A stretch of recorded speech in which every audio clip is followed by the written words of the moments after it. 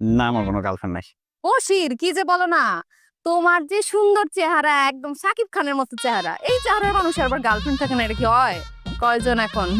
না, চেহারা সাকিব খানের মতো ঠিক আছে, কিন্তু গার্লফ্রেন্ড নাই। আজ একটা।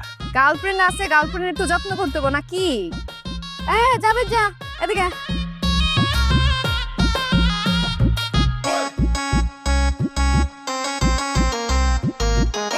শোনো, গার্লফ্রেন্ড আছে, গার্লফ্রেন্ডে ঘুরাইতে হইব না, সিনেমা হলে নিয়ে যাইতে হইব।